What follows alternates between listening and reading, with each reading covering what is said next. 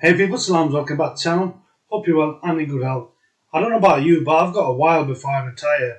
Probably most of you as well. But the worrying thing is about this state pension age. Now, here Yahoo Finance says there's a warning of a rise in UK state pension age.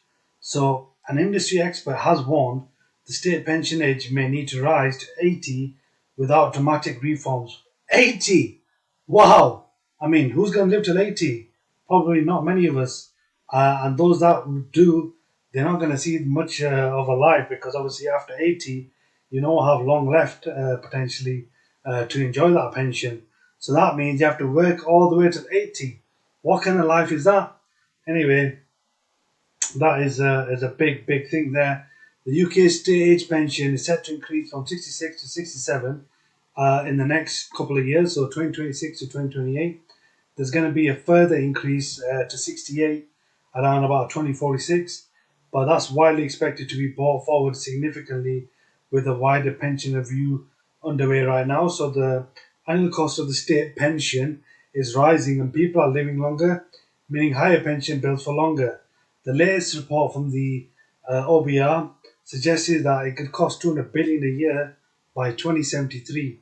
The upshot is that either the triple lock needs to go or people need to contribute far more to basically, during their working lives, with estimates saying state pension will cost 7.7 to 8.4% of GDP by 2070 in the UK. Jack Carmichael, a pensions expert and actuary at Barnet Waddingham, warns that it can't be paid for in current terms, current kind of financial situation in the UK economy.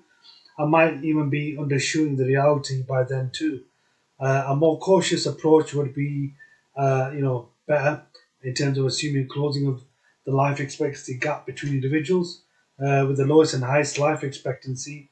So under this alternative, the annual cost of state pension would increase by around 8 billion a year, 4 times higher than the OBR central projection. And then it says keeping the costs at a similar proportion of GDP would then require a massive increase in state. Sorry, 1 second. Just go back to where we were. State pension.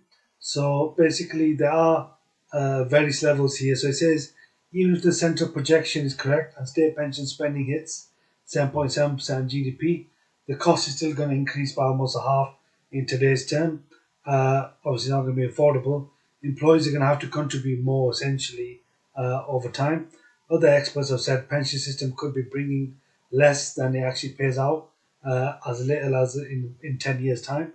It means the government's under pressure and they need to do these reviews to try and plug these gaps.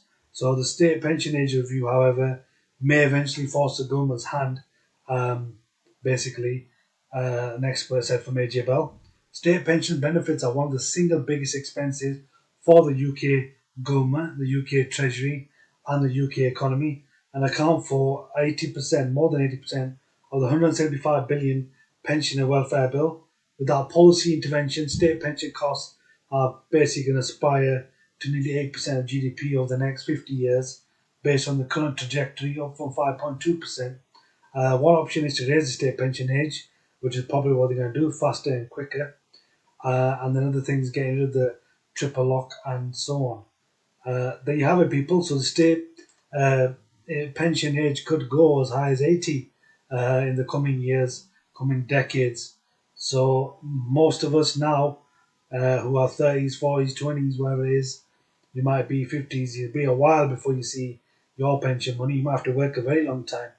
Are you happy about that?